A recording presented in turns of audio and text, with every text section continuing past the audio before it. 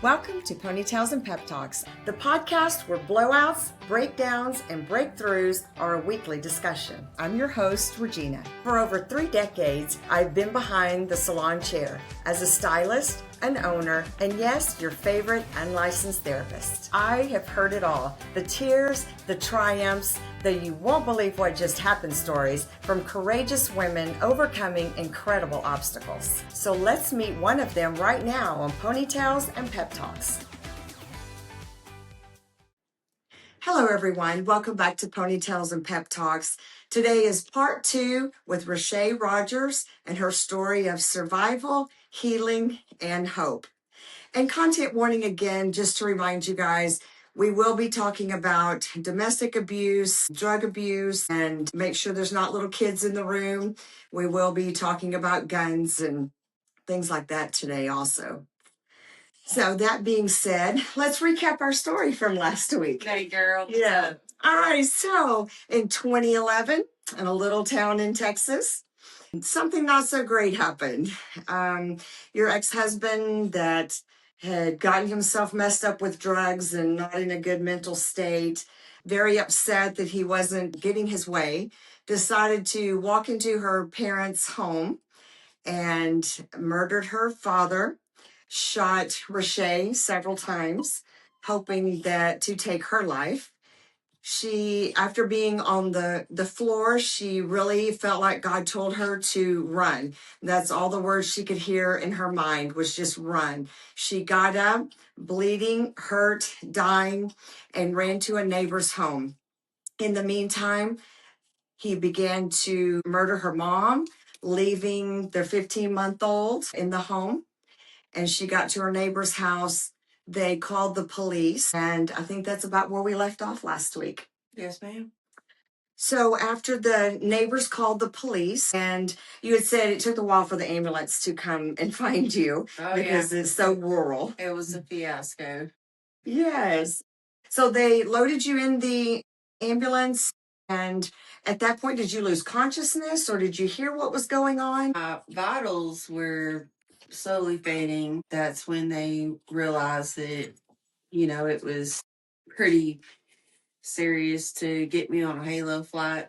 So that's when they got me to the hospital in Beeville, Texas, which is a very small town in South Texas. Halo flighted me to Corpus Christi.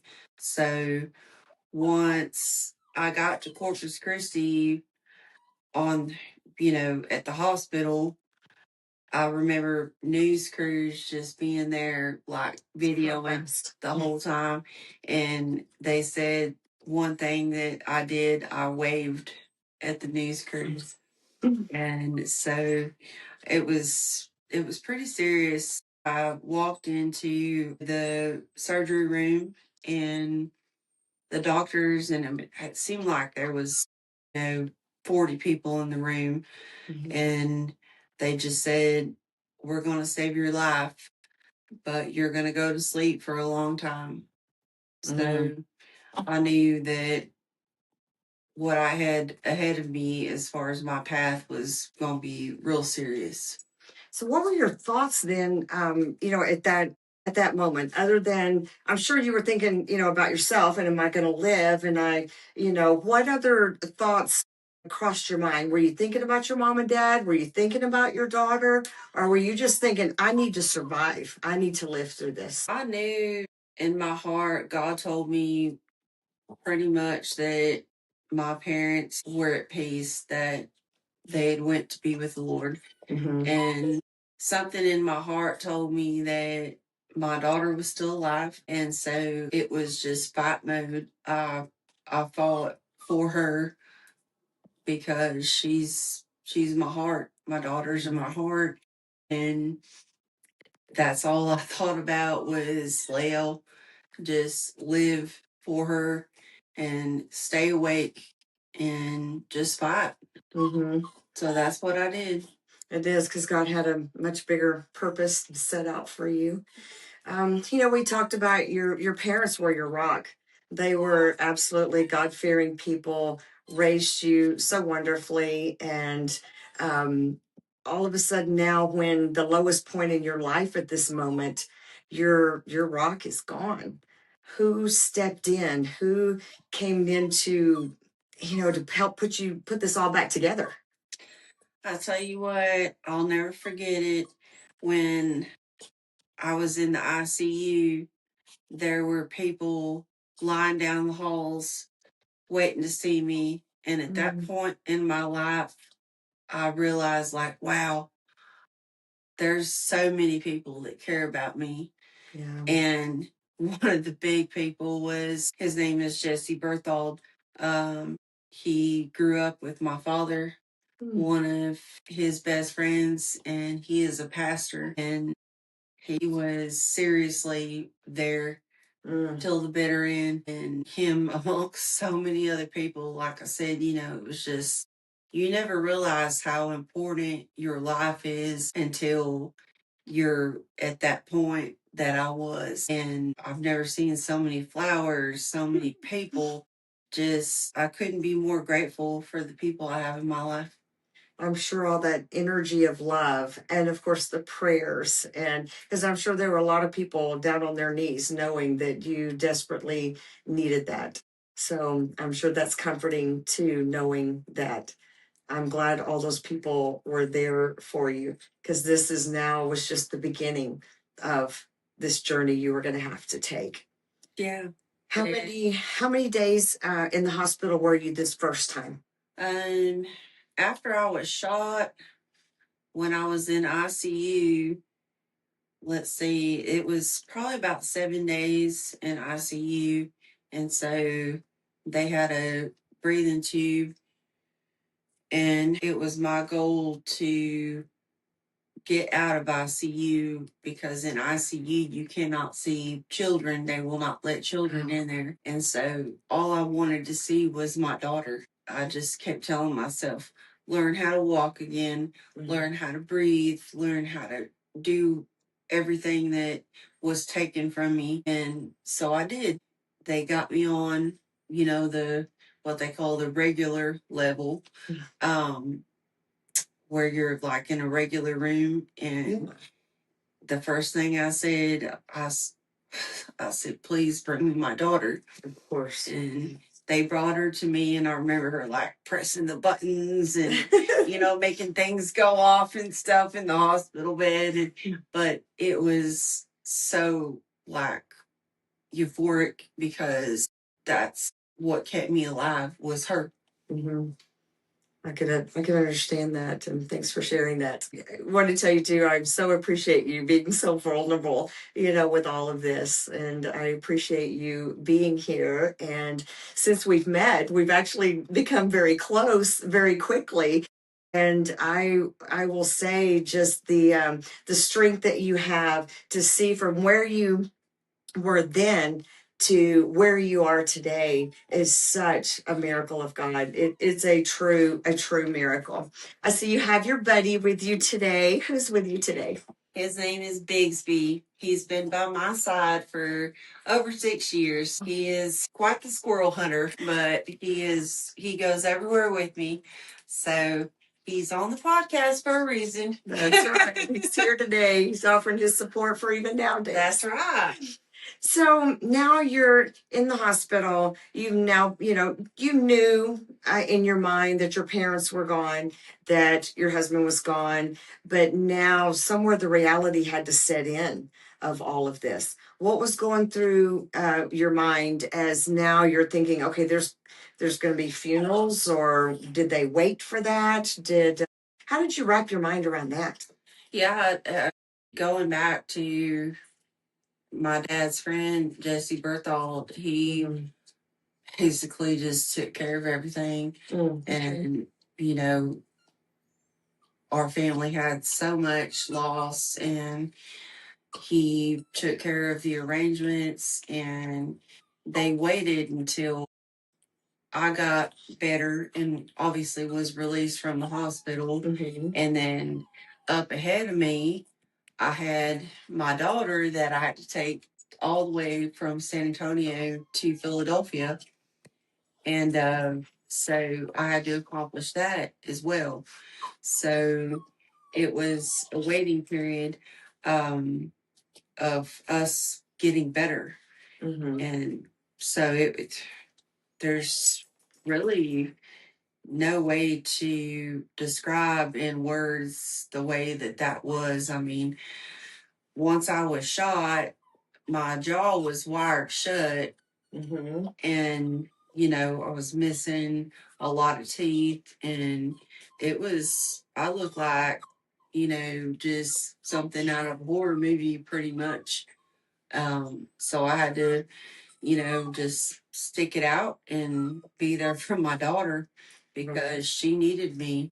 And at that point, it was fight mode because you don't think about yourself, you think about your children. And so my daughter was always what kept me fighting. So you had told me about while y'all were on the airplane, and here your face is done this way. Your daughter's having surgeries.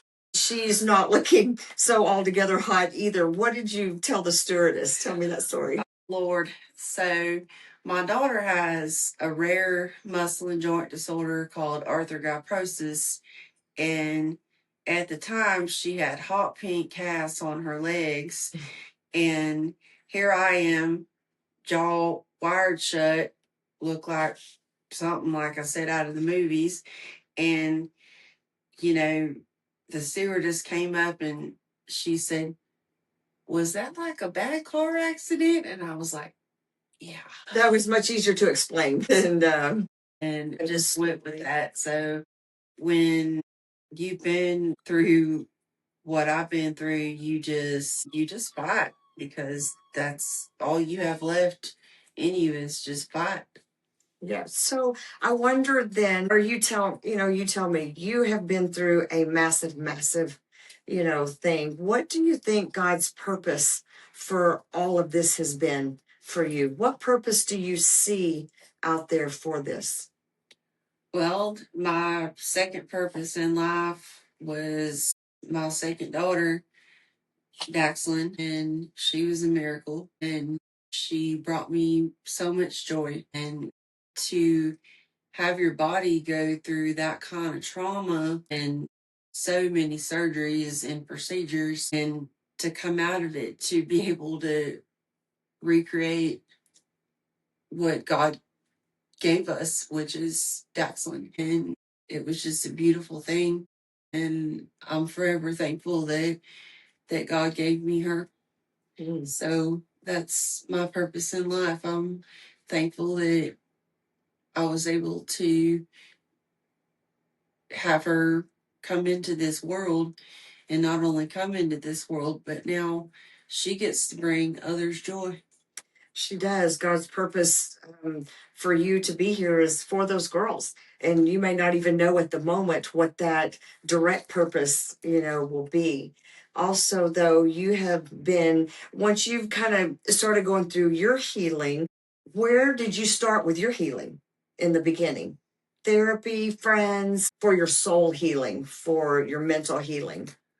Really, I didn't get a chance to really think about things. It was just put your feet on the ground and run because I had so much to do. My daughter needed me. She needed tons of medical treatment and surgeries ahead of her.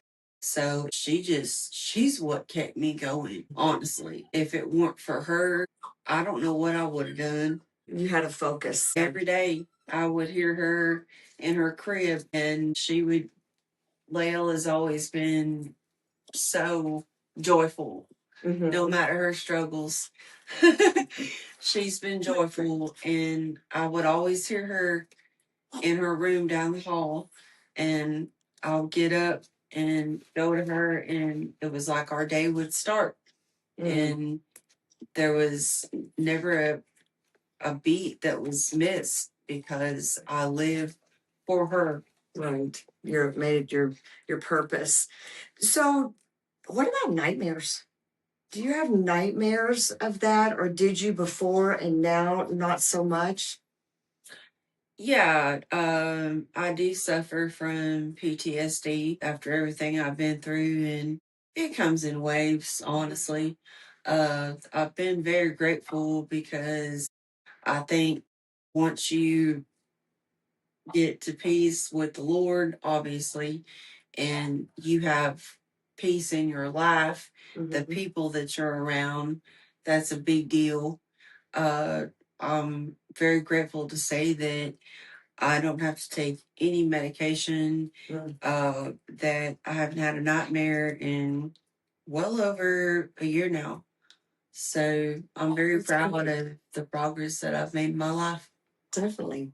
So, also now, after you've kind of gone through your healing and gone through a lot of this, you've also been helping other women that have been in domestic and abusive, situations. How long have you been doing that, and what have you been doing that through? I've been helping women with domestic abuse since right after all this happened to me. I was asked by a very dear friend, actually in the Bernie area, and did work with her. And it's like, what you teach women is to not be victims, be a survivor.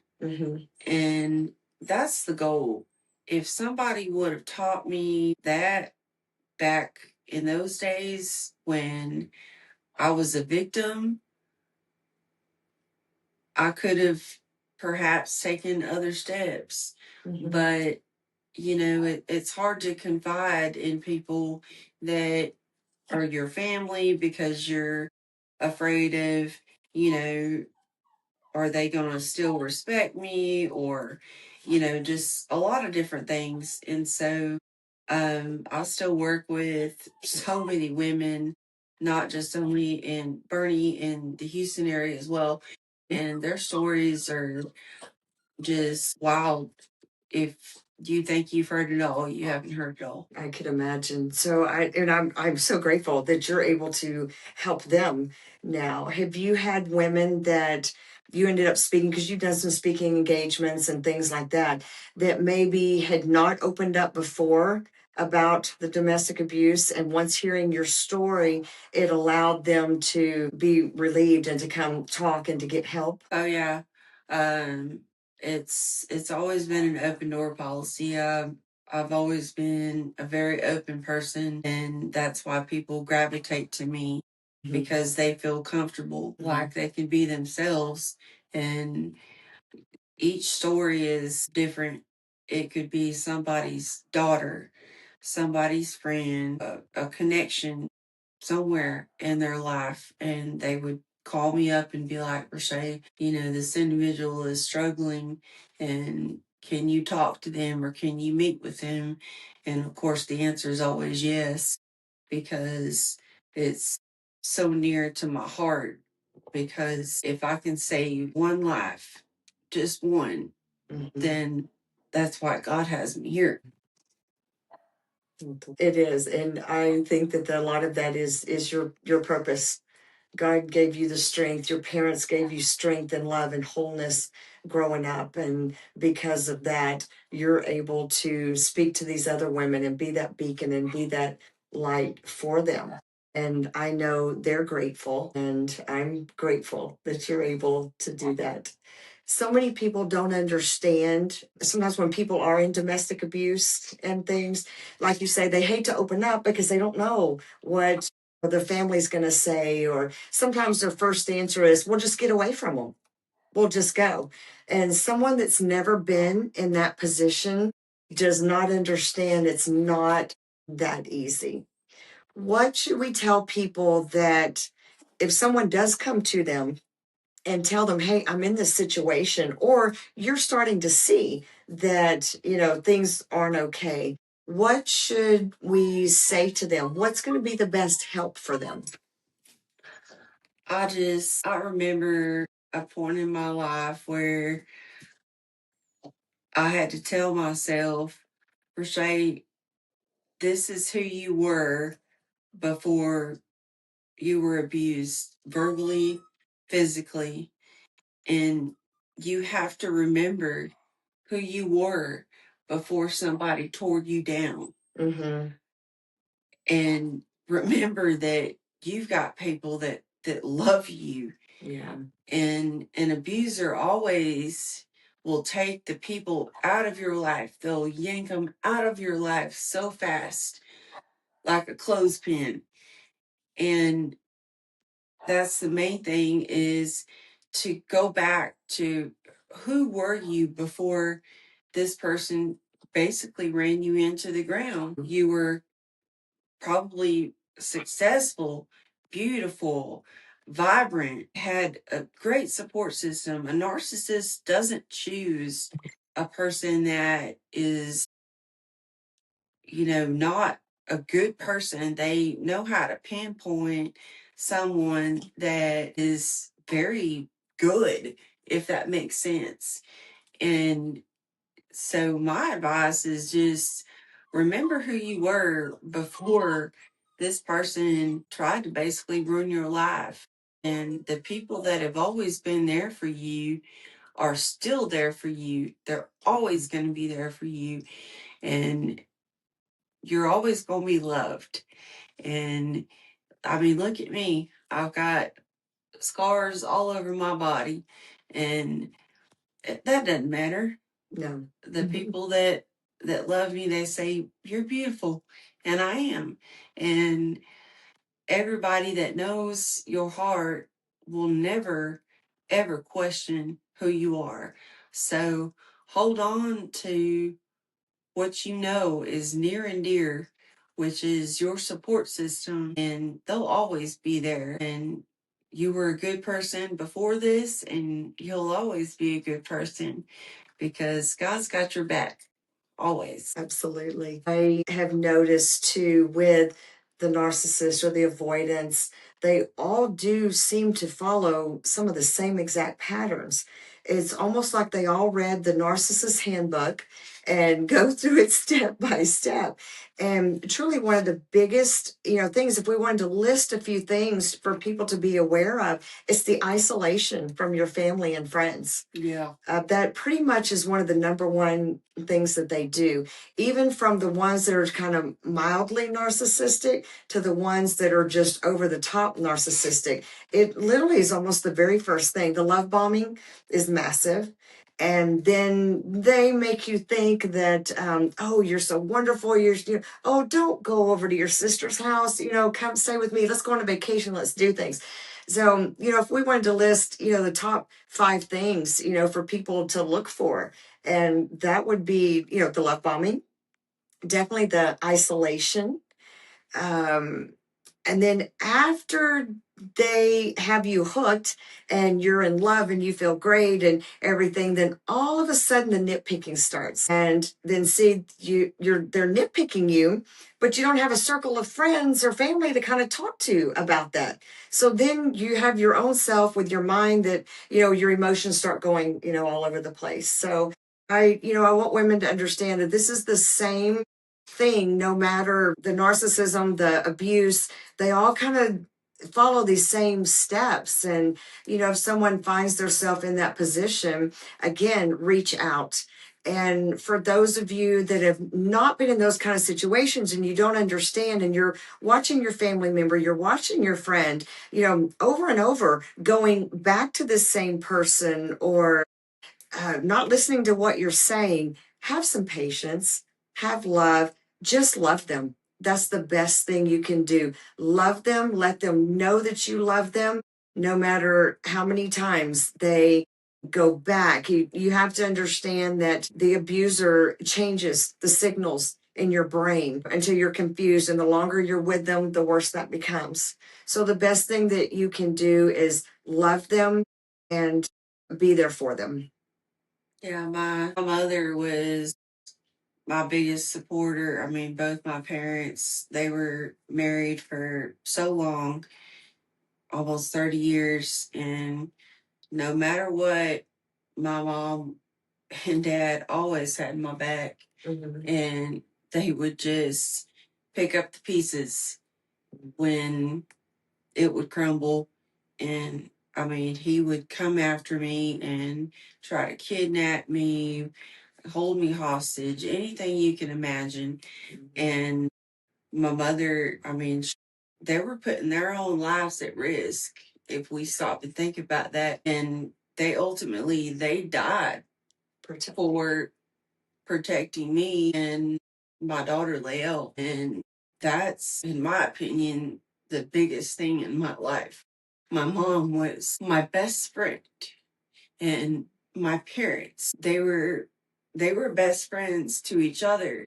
I mean, a lot of people can't understand how somebody could have such a pure relationship like the way my parents had. And watching them growing up was awesome. And I am forever grateful for the sacrifices that they have made, because now, guess what? They're in heaven and they're still together. They were together from the time my mother was 17, and they're still together. And that was a big deal in our small town in South Texas.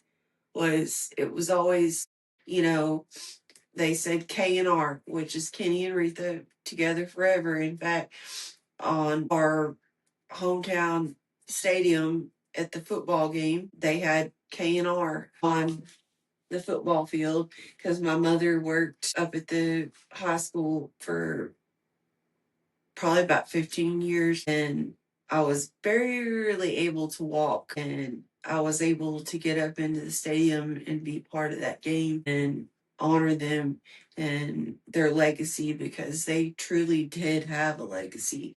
They had a legacy of love. And I'm very proud of that. And I'm sure that's very hard to think about now, because what would have been now with them still here? How incredible that would have been. I'm sure it was even more confusing to you in your marriage when this is the model you grew up in, and you're like, wait a minute, this is not the life that I'm living. When you were married and the abuse was starting and you were going through it, how was that confusion? Were you like, wait a minute, this isn't how it's supposed to be? I was so young when Lael was born. I was, 23, 24. And I remember my mother seeing some of the first abuse when she came to stay with me, when he started using drugs again. And she saw all the signs. And as soon as he walked out of the room, my mom looked at me on the couch and she said, "Don't walk, but run." She said, "Get out fast." And of course, I didn't want to, because I thought, we're going to have a family together. And, just, of course, Leo was born with special needs, and there was just a lot of logistics in the situation. But my family was so supportive. If it wasn't for them, my mother, she slept on the hospital floor with me in the hospital in San Antonio for like 4 or 5 days. And I couldn't have asked for a better support system. If it weren't for that, I wouldn't be the person I am today. I give my family all the credit for the heart that I have and the strength that I have, because they taught me how to be not only a good person, but morals. And just when you get down in the ground, get back up. That's what I've always been taught. So let's talk about some of your other family. You do have a brother. I do. Right? Yeah. And no other sisters or anything. You just have a brother. I am guessing that a lot of this really was traumatizing for him, and to the point even that y'all really don't even speak now, right?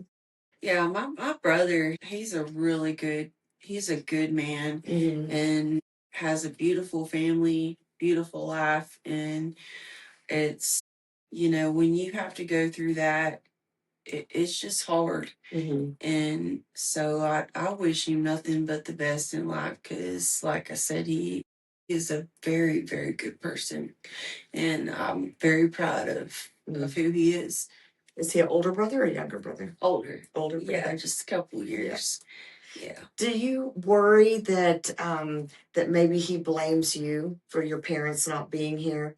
Like if you wouldn't have been married to, this guy, that your parents would still be here? Um, my brother came to me actually, now that you bring it up, when I was in ICU and my jaw was wired shut. So I had to write everything down on paper. And he told me, he said, sis, I'm never going to blame you for what happened, the death of our parents. And, it was just so hard because both my brother and I were super close to our parents. They were like, my dad was his best friend, my mom was my best friend. My dad was his best man at his wedding. And, like I said, I hold my brother in very high esteem, very good person. So, you know, perhaps one day we'll find each other, and that would bring my heart a lot of joy. Because he was the one that took care of your daughter for a little while when you couldn't, He sure right? did. He and his wife did.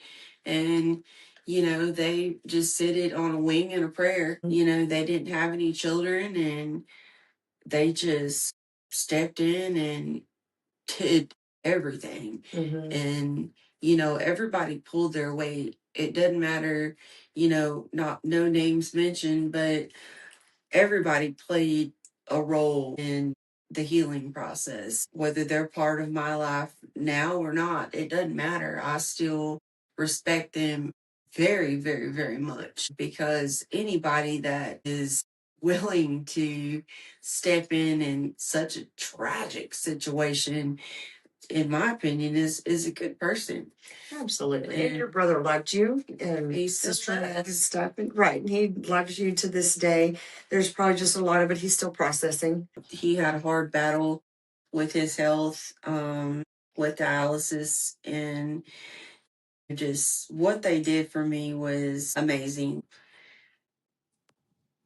I'll never forget, like, when I showed up, I ran down a Caliche road about a quarter of a mile, and then a paved farm to market road, and I spit out my teeth. I was covered in blood. They said the trail of blood from where I had ran from my parents' door to my neighbor's house was just unbelievable. And I remember, like, once I got there, I'm like, thank you, God, I got here. Yeah. And he looked at me, and, obviously he had a lot of firearms. That's a thing in Texas. And he said, get down and y'all take cover.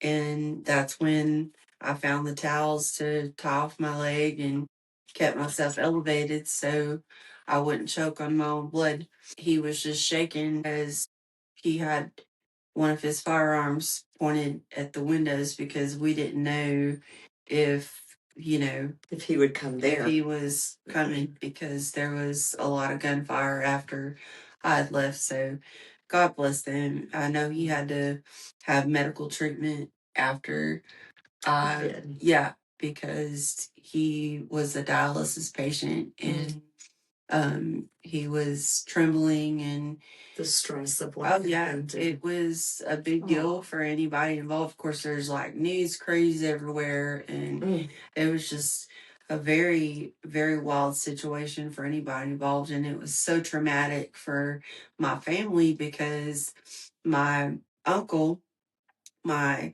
father's brother, was on the fire department, so he had to respond, as well as my cousins, to the scene of the crime, as well as many people that I knew in law enforcement. So it was very, very personal to everyone, to a lot of people, to everyone. Yeah, so just about half the town. Oh yeah. Yeah.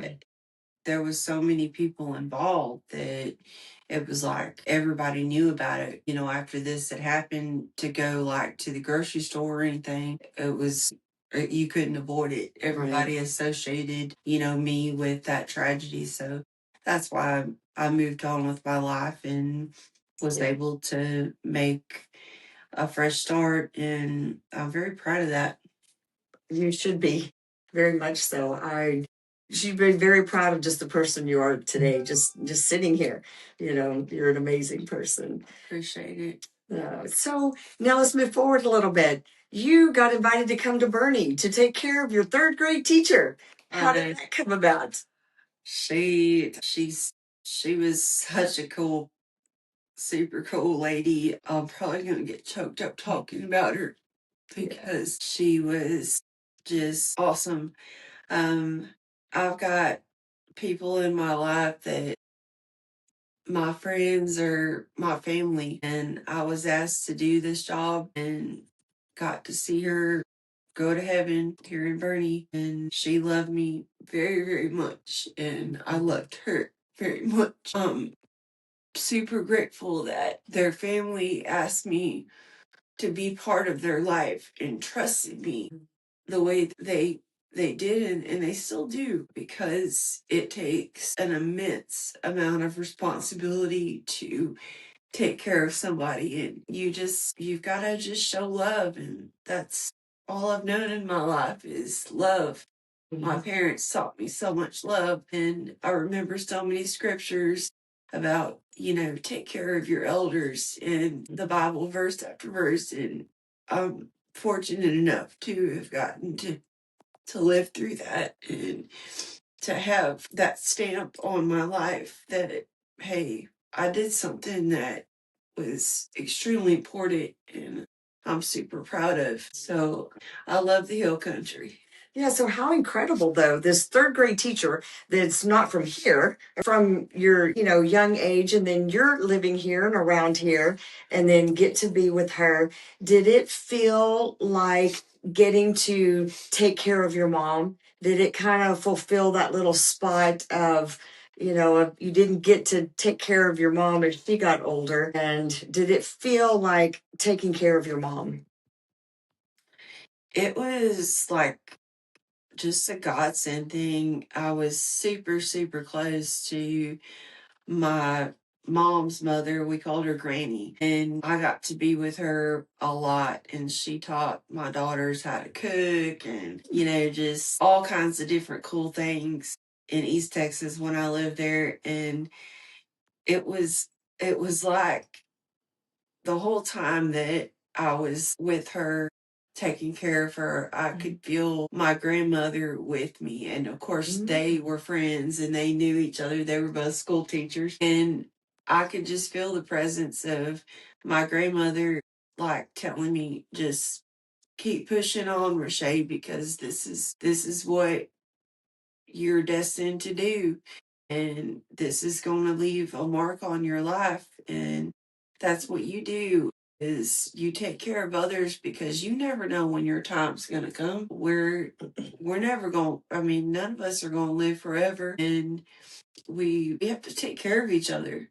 And I think that that's one thing that I've been so blessed to be able to experience in my life, is being able to take care of others, whether it's my children with their health struggles, and somebody was always taking care of me with my health struggles, and just beautiful people that God has brought into my life. And I was like, for everything that people have done for me, you better step up. And that's what I've done, is step up, because Yes, you have. that's just why I'm alive, is to have purpose. And I'm proud of who I am. And the thing is people either go one way or the other. Some people can go through this, they can't handle it. They don't have the strength and they crumble, they hide, they eventually take their own life.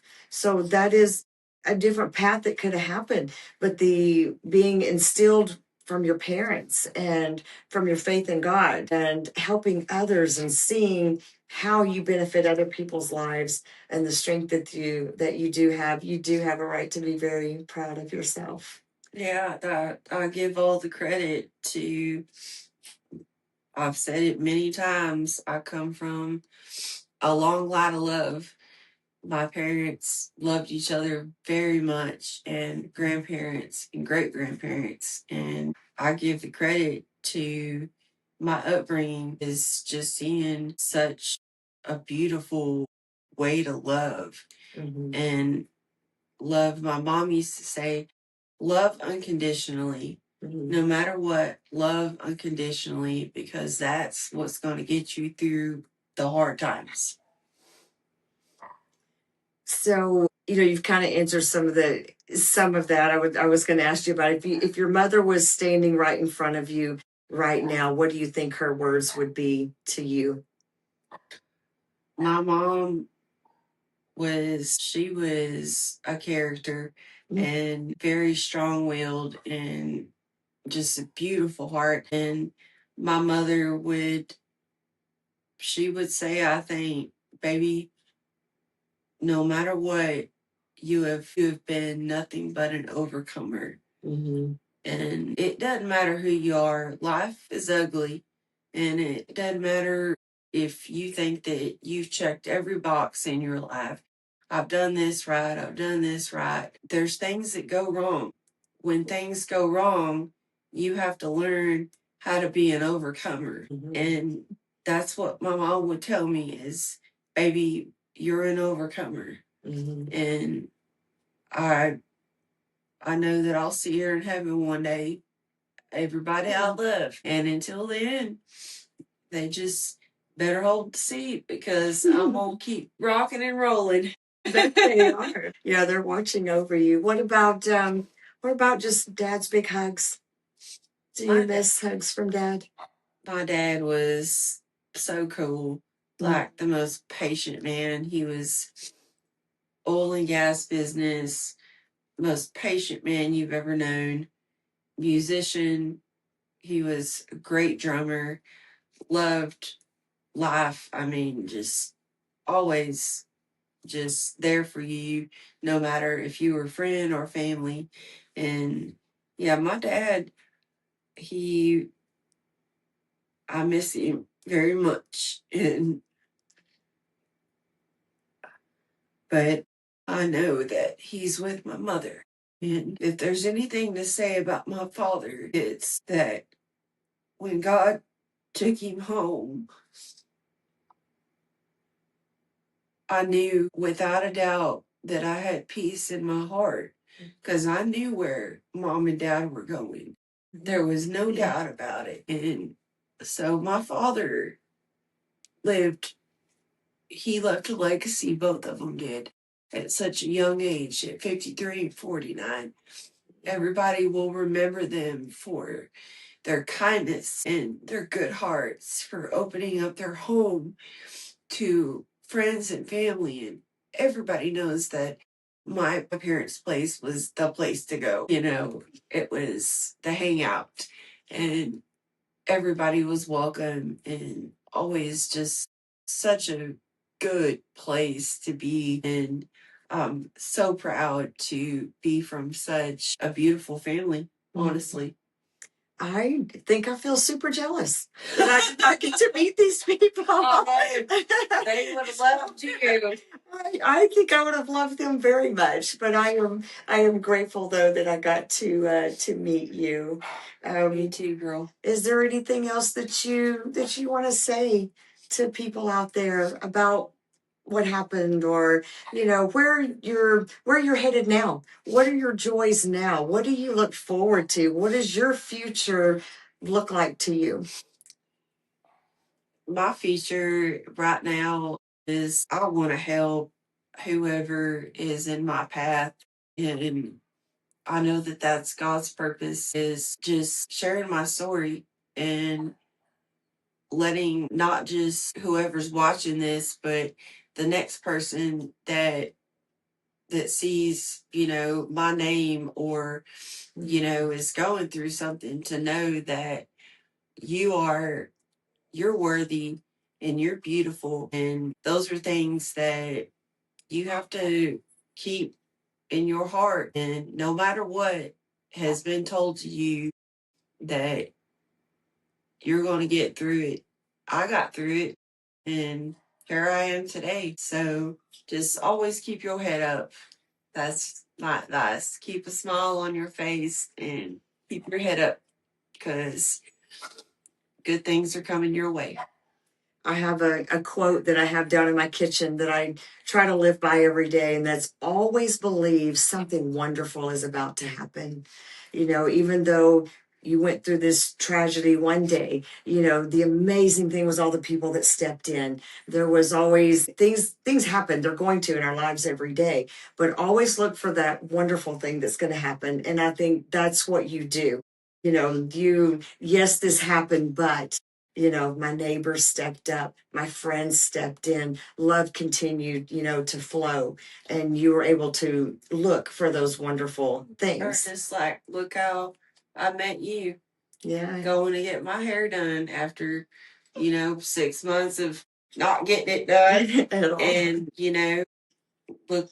look at the way that God works. You never know what is going to happen next, but you have to trust. My famous verse in life is Proverbs 3, verse 5 through 6, which is trust in the Lord with all your heart, lean on him, and he will give you the right paths. In fact, you know, I've got a little tattoo on the back of my neck that has my daughter's names, and that's what it says, because that's since my daughter was diagnosed with her disorder, that was the first verse that I read, and I believe in that until the day I die, because without it, we're lost. Right. And I lean to the cross, and I give God all the glory, because without him, we would be nothing. So that's right. That's what it says. Lean not on our own understanding, because in our mind we don't understand why in the world this could have happened. Right. But you know, he does have a path for us. Always. Stories like this, you know, remind us that the human spirit can endure things that we absolutely cannot even imagine. I wanted to give you guys the phone number to the abuse hotline. And that number is 1 800 799 7233. And that is physical abuse, emotional abuse, financial abuse, psychological abuse. If you are feeling unsafe, and maybe you don't even know why, but you're confused and you feel unsafe, there are people out there that will talk to you. You don't even have to give them your name. Also, if you guys would like to get a hold of ReShay, leave a comment and leave a way that we can connect with you. And she will be glad to give you a call and help walk you through, you know, anything, pray with you, talk with you, Right. find a direction for help. So, guys, I hope that this story has inspired you, you know, to that you understand that bad things do happen. They do, but the human spirit and God in your life will give you that strength. Just know, just keep hoping, keep believing, and you will find the strength to continue on. Okay. Until next week, guys, we love you. We pray for you, and reach out when you need to. See you next week.